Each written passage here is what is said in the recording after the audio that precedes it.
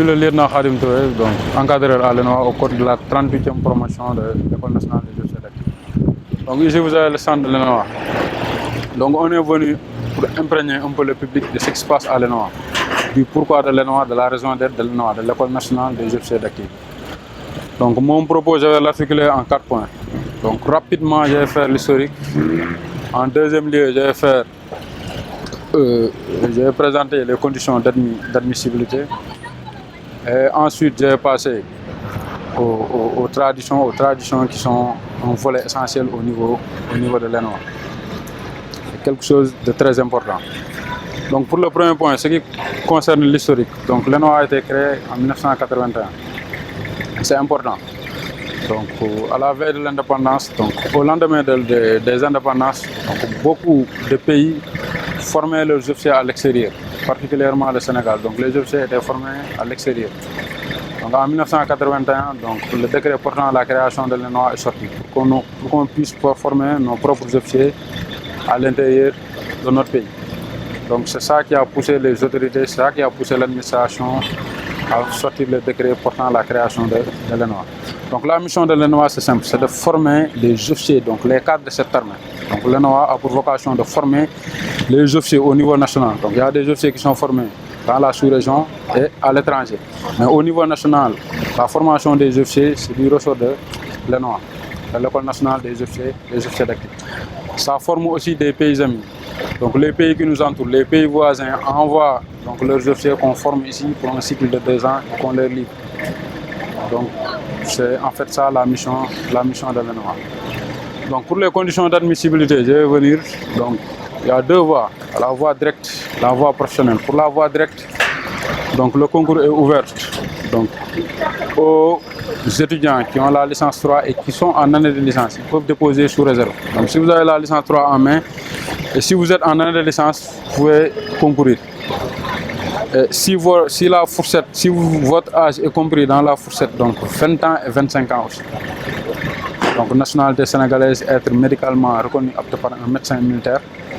Donc si vous remplissez ces conditions, donc vous pouvez prétendre à être reçu par l'École nationale des officiers d'activité. Pour les professionnels aussi, il faut être un sous-officier, donc 2 ans de service, être titulaire du baccalauréat, vous pouvez le faire aussi. Donc ça c'est interne armée. Donc c'est les 2 voies que quelqu'un peut emprunter pour accéder à l'ENOA. Donc en grosso modo, c'est les 2 voies. Maintenant pour les traditions, je vais revenir un peu sur les traditions. Donc au cours de la formation est rythmée par des activités traditionnelles.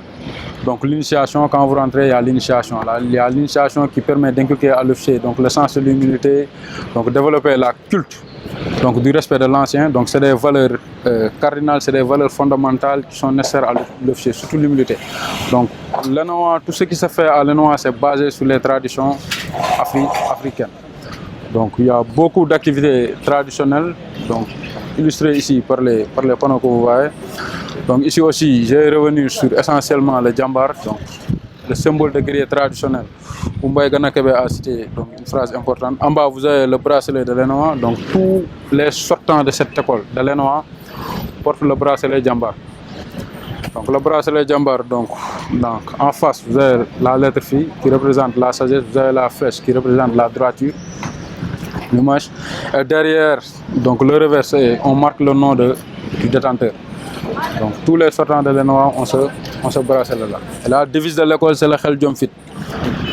Donc le Khel, c'est la connaissance, c'est la sagesse en fait. Le Djom, c'est le sens de l'honneur.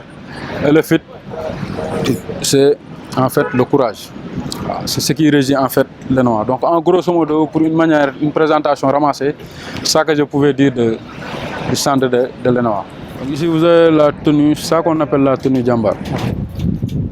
Donc si vous voyez bien la tenue, ça reflète un peu nos traditions. Attention.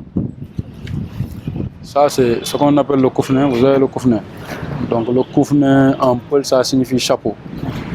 Donc jusqu'à présent c'est les traditions. Si vous voyez ça on appelle ça amulettes, les amulettes. Si vous regardez bien, ça représente un peu les gris-gris que les anciens portaient. Donc ça c'est des brevets, le brevet para, le brevet commando. Ça c'est la veste. Vous avez le sabre qui est là avec ses accessoires. Vous avez le pantalon et les chaussures. En fait c'est la tenue de cérémonie de l'événement. C'est la tenue, ce qu'on appelle la tenue Djambar. Donc si vous voyez pour le défilé du 4 avril, c'est la tenue que mettent les élèves quoi, pour le défilé.